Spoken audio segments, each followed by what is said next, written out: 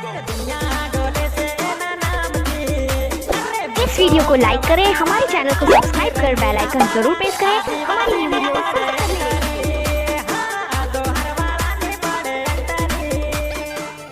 धन्यवाद सभापति महोदय। आज मांग संख्या 26 पे बोलने का अवसर दिया, उसके लिए धन्यवाद। चिकित्सा व्यवस्था को लेकर सभी सदस्यों ने अपने अपने वक्तव्य दिए।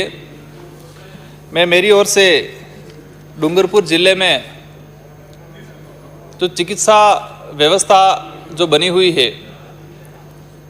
हमारे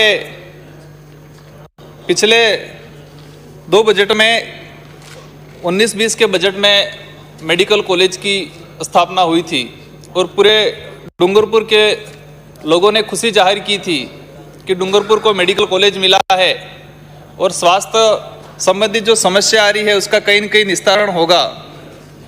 लेकिन मेडिकल कॉलेज होने के बाद डूंगरपुर का जो हरिदेव जोशी चिकित्सालय था उसकी व्यवस्था भी कुछ हद तक दिनों दिन बिगड़ती जा रही है। सुधरने के अलावा तो कहीं न कहीं वहाँ पर जो कुछ स्टाफ जो है उनके द्वारा जो राजनीति की जा रही है, वो लोग कहीं न कहीं ऐसे पॉलिटिकल लीडरों द्वारा वहाँ पर ज्वाइनिंग ले लेते हैं, लेकिन वो लोगों को कहीं न कहीं बेनिफिट नहीं दे पाते हैं।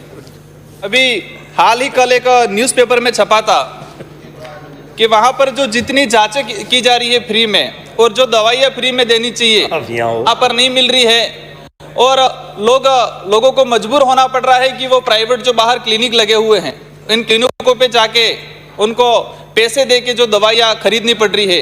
पूरा ये आदिवासी बाहुल्य क्षेत्र आता है, वो सारे जो APL BPL परिवार से आते हैं वो कहीं न कहीं गरीब परिवार से है, लेकिन वहाँ पर ऐसा जो सिस्टम बना रखा है कि उस सिस्टम के तहत जो फ्री में जो दवाइयाँ मिलनी चाहिए, जो जितनी फ्री में जो जांचें होनी चाहिए वो फ्री में नहीं हो रही है। कहीं न कहीं वो भ्रष्टाचार झलक रहा है। पिछली बार ये भी हुआ था कि कई ऐसी जो बड़ी मशीनें थी उन मशीनें खराब थी और कई हमारे पॉलिटिकल लीडरों द्वारा उसका उद्घाटन भी करा दिया गया था। माननीय सभापति महोदय, मेडिकल कॉलेज में अस्थायी कर्मचारी लगे हुए हैं UTB पे और वो डूंगरपुर जिले के हैं लगभग, लेकिन उन कर्मचारियों को इस तरह से प्रताड़ित किया जा रहा है। वो मजबूर है, वहाँ पर जो जॉब कर रहे हैं प्राइवेट, वो छोड़ने के लिए कहीं न कहीं मजबूर है और वहाँ पर लंबे समय से 6 से 7 महीने से जो अस्थायी वहाँ पर जो सफाई कर्मचारी लगे हुए हैं उनकी इतनी स्थिति खराब है। वो कहीं न कहीं गरीब परिवार से आते हैं और वहाँ पर प्राइवेट जॉब कर रहे हैं और 6 से 7 महीने हो गए लेकिन उनको अभी तक भुगतान नहीं किया गया है। माननीय सभापति महोदय, डूंगरपुर जिले के अधिकतर लोग गुजरात जाते हैं अपनी इलाज कराने के लिए और वहाँ पर जो हीमोग्लोबिन है अधिकतर महिलाओं में देखा जाए तो 6, 7, 8 का हीमोग्लोबिन है और वो लोग कहीं न कहीं गुजरात जाते हैं। मतलब राजस्थान का जो सिस्टम है, हमारी जो चिकित्सा व्यवस्था है उन पे उन लोगों को कहीं न कहीं भरोसा नहीं है क्योंकि हम लोग उनको इसके अनुरूप सुविधा नहीं दे पा रहे हैं। हमारे ये PHC है डूंगर सारण, वो गुजरात बॉर्डर पे है। वहाँ कुछ भी होता है तो उनको रेफर कर दिया जाता है गुजरात में। बॉर्डर के आसपास जितनी PHC CHC है उन सभी PHC CHC वाले जो डॉक्टर स्टाफ लगा हुआ है और गुजरात में जो प्राइवेट हॉस्पिटल चलते हैं उनका कांटेक्ट रहता है और वो लोग यहाँ से सीधा उस हॉस्पिटल का नाम और वहाँ के डॉक्टर का नाम लिख के उनको रेफर कर दिया जाता है। तो ये जो भ्रष्टाचार जो चल रहा है इसको कहीं न कहीं बंद कराया जाए। माननीय सभापति महोदय, ये जो हमारे इलाके में फ्लोराइड युक्त तो पानी रहता है और वह छोटा बच्चा होता है उस समय से लेके मतलब 5-6 साल का हो जाए उस समय से उसके दांतों में दिक्कत आना शुरू हो जाती है। तो मैं आपके माध्यम से मंत्री महोदय से निवेदन करूंगा कि डूंगरपुर में डेंटल डॉक्टरों की व्यवस्था की जाए क्योंकि आज तक कोई भी वहाँ पर डेंटल डॉक्टर नहीं है। माननीय सभापति महोदय, ये जो निजी मेडिकल कॉलेजों में जो बढ़ती फीस, अभी जो वर्तमान स्थिति में जो बढ़ रही है फीस, हमारे यहाँ पर जो उदयपुर में गीतांजलि मेडिकल कॉलेज ये स्टार्ट हुआ 2008 में, मतलब उसकी जो स्टार्टिंग फीस थी 1,95,000, लेकिन वर्तमान में इसकी फीस चल रही है 17 लाख। मतलब 10 से 12 साल में इतनी फीस बढ़ गई है।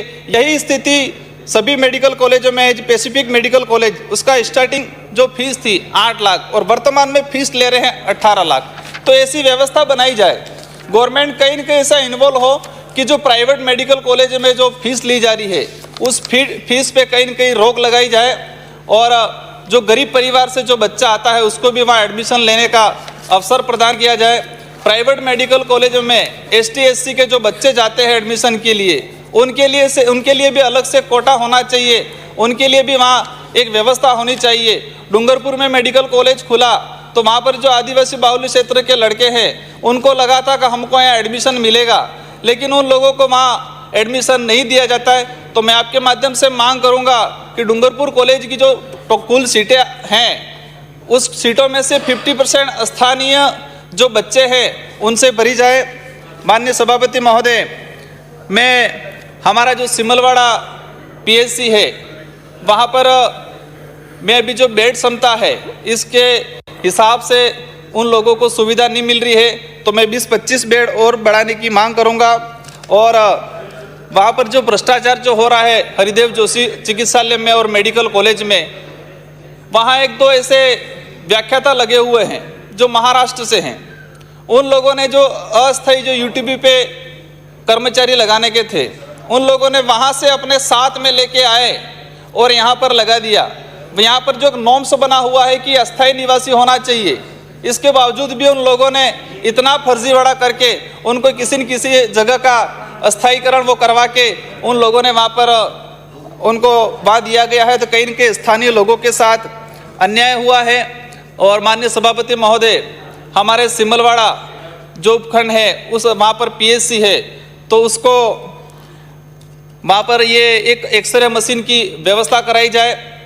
माननीय सभापति महोदय, मैं ये अंतिम निवेदन करूँगा कि आदिवासी बाहुल्य क्षेत्र को देखते हुए मंत्री जी को विशेष वहाँ पर ध्यान देना चाहिए, और वहाँ पर जो चिकित्सा व्यवस्था बनी हुई है, जो गवर्नमेंट में जो डॉक्टर लगे हुए हैं वो प्राइवेट हॉस्पिटलों में इलाज करने जाते हैं और गवर्नमेंट हॉस्पिटलों में कोई ध्यान नहीं देते हैं, तो इसके लिए एक विशेष कमेटी बना के उन ऐसे डॉक्टरों पे निगरानी रखे और ऐसे लोगों को पे कार्रवाई की जाए। धन्यवाद सभापति महोदय। श्री रघु शर्मा।